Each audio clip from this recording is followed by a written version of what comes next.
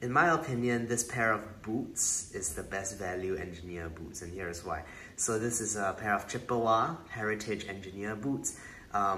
If you know anything about these brands, Chippewa usually was in a price point similar to Red Wings. I saw the entry-level American-made boot companies, but the thing is that Chippewa was slightly overpriced at its time. What happened was that, you know, when you see those videos of people cutting the boots apart, you did see that they did cut some corners. So I think at the time, a pair of boots like this, the cost price would have been around the $300 US mark. And as we know, like usually engineer boots from like more, you know, higher end brands usually start from, I don't know, 600 or at least like 700 for like those either Japanese or even American made. Like I think Wesco's would be the best deal, and those are still about $600. Yep, so I would say that this one for $300 was a bit pricey considering the quality that you were getting, but Chippewa has since discontinued the Heritage line, so basically all of these boots are on clearance. So I found this pair of boots in Hong Kong actually, being sold for about 100 USD. So that's like a third of the original price. And like, you know, when you compare things in that price range, not even boots, that's like basically the price of like, I don't know, a sweatshop Nike sneaker. I think this is a really good deal for that price. So why is that? So actually, if you look at my left side boot, it says that the EU sizing is about 41.5, but the right hand side is 42. So it is a mismatched pair, which is funny, but honestly, not too big of a deal. It was on clearance, whatever, for the price, easily acceptable. Obviously, the right hand side was a lot more roomy, but what I did was I just tightened this buckle just by like one extra hole, and then a bit roomier, a bit not as snug around the heel area, but you know, I can still make it work.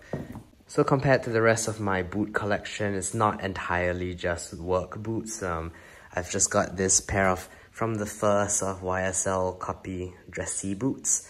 And then this is my first ever pair of boots because I'm based in Australia. RM Williams Kingscoat. This boot has served me well. I would say that the leather of the engineer boots is a lot more of a corrected grain. I don't think it's as high quality as the yearling leather on my RM Williams, even though they initially started, you know, roughly around the same price range. But you know, for $100 US, you really can't complain. It's an unlined shaft, and the insole I don't think is leather. It's probably some, you know, artificial, whatever mesh material that it is. Compared to this pair of boots and this pair of boots, I would say these are about the same in terms of like the hardness of the heels. Basically, you know, you step on solid ground, and it's just like, you know, you just feel there's no cushioning. It's pretty hard on your feet. This definitely was the longest to break in compared to my other boots. I've only worn this for, I don't know, like 2-3 weeks. So it's definitely not fully broken in. Now, I work in the healthcare industry and not actually in like, you know, any dangerous construction jobs or whatever. So obviously a pair of boots like this, despite it being more of a fashion heritage-y boot, it's a bit of overkill, but you know, I do appreciate, you know, the feel of nice thick leather, especially something so high to prevent me from having any sort of like sharp injuries. So I do appreciate it for that. I have gotten quite a few compliments for this pair of boots within, you know, like a week of wearing them out. A lot of people are really surprised just by how far up these boots go when I sort of pull it up the leg.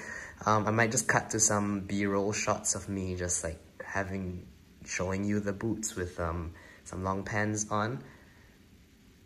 So as y'all can see, you know, it does fit under the shaft of my trousers pretty easily. My trousers were a bit of a flat pair of jeans, but you know, these do fit under like, you know, any like sort of straight to wide cuts. It doesn't fit under any like skinny jeans, that's for sure. But you know, with a bulky pair of boots like this, I think it's to be expected. And you know, like when I first bought this pair of boots, I did think that the silhouette was a bit chunky. I would have preferred something more like the Wesco Mr. Loose. But you know, after owning it for a while, I have gotten pretty used to the silhouette, and I do think that the shape is pretty decent. Yeah. So my overall thoughts are that these are great value, especially when you can find it at a very discounted price. Anyone who's thinking of dipping their toes into the sort of like laceless work boot sort of aesthetic, something like this, or like a roper boot or something like that, I think the Chippewa engineer boot is a good place to start. I like that the buckles, you know, even for the price point, there's still this sort of roller buckle. Pretty good quality, you really can't complain. Nice Vibram outsole.